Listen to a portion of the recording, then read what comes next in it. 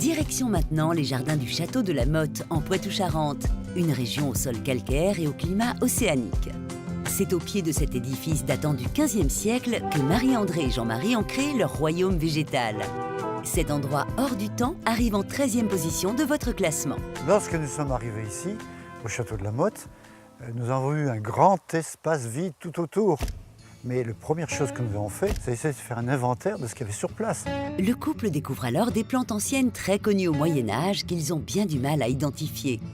Des légumes comme le panais, ou des espèces toxiques comme la jusquiame noire ou même la ciguë, connue pour être un redoutable poison. Ces plantes et le goût pour l'histoire de Jean-Marie ont rapidement imposé la thématique du jardin. Le château médiéval, le terrain peuplé de plantes médiévales nous a amené forcément à créer des jardins médiévaux. Aidé par un lycée agricole de la région, ils dressent des plans et imaginent sur plus de 1500 mètres carrés plusieurs parcelles qu'ils vont d'abord délimiter. Une fois le tout paysagé, les arbres plantés, Marie-André et Jean-Marie vont devoir se débrouiller seuls pour peupler l'ensemble. Avec Charlotte, leur fille, ils commencent par planter des légumes dans le potager. En fait, ici, il n'y avait rien. Il y avait juste ce noyer sur lequel on s'est basé pour créer le jardin de 32 carrés de 4,60 m. Cette succession de petits carrés est typique du Moyen-Âge. Dans les petits carrés de ce potager, on a essayé d'inclure des plantes médiévales dont certaines ont été oubliées. Elles se marient très bien avec les autres plantes, les pommes de terre, les salades, etc. Exemple avec un légume délaissé depuis très longtemps par les estomacs français, mais très populaire au Japon, où on le connaît sous le nom de gobo. Dans l'Hexagone, on lui donne un autre nom. Ça, c'est la bardane.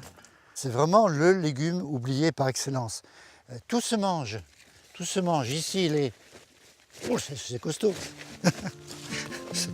Voilà, j'ai réussi. Les tiges, les racines, les feuilles, tout se mange. À consommer cuite, de préférence sautée, en privilégiant les jeunes pousses, on retrouve un goût sensiblement proche de la blette. Mais la bardane n'a pas que des qualités culinaires. Alors à l'automne, lorsque la plante fait ses fruits, à l'intérieur, il y a des crochets. Lorsque les animaux, les moutons par exemple, passent, ça accroche dans la fourrure. Ils vont faire 1 kilomètre ou 300 mètres. La bardane est redistribuée dans la nature. Et ça, c'est vraiment ce qui a conduit à l'invention du velcro. Et oui, et si Jean-Marie est intarissable sur les particularités de ces plantes, c'est qu'en vrai passionné, il passe beaucoup de temps à se documenter et à répertorier les quelques 500 espèces présentes ici. Ah, j'ai trouvé une grande calidoine. Elle a toutes les caractéristiques souhaitées pour pouvoir la dessiner. Aujourd'hui, c'est la grande kélidoine qui va enrichir les classeurs de Jean-Marie. Appelée aussi herbe aux verrues car sa sève orange est censée éliminer ces petites excroissances indésirables. Je me renseigne, j'essaie de trouver toutes les vertus, les propriétés, la toxicité des plantes.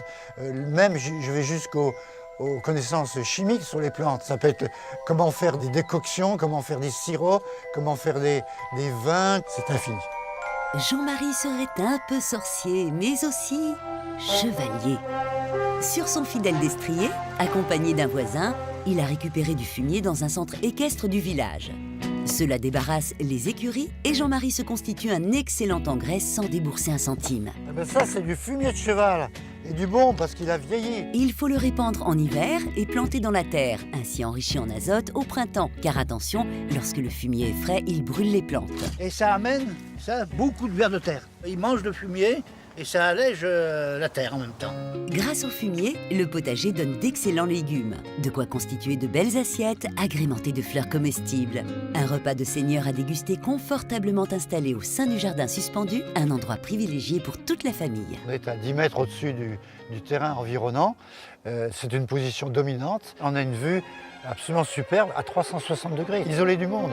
De leur terrasse, nos châtelains jardiniers savourent les fruits de leur labeur, tout en regardant pousser leur futur repas.